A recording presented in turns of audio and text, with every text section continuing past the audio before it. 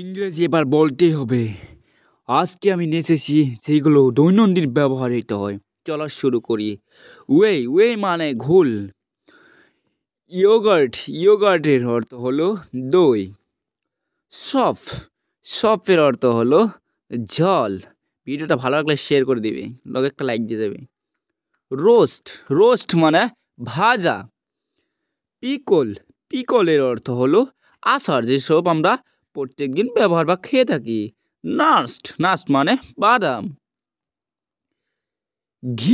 ঘির অর্থ হবে ঘি। উল্কের অর্থ হবে ডিমরে কুসুম। টেকোর অর্থ হলো টাকু। মসলিসের অর্থ হলো গুড়।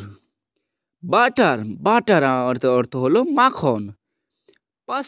পাস্তার অর্থ হলো পান্তা।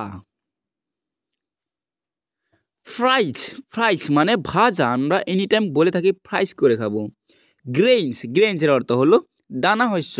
ভিডিওটা ভালো লাগলে লাইক করতে ও শেয়ার, তার সাথে একটা সাবস্ক্রাইব করতে ভুলবে না।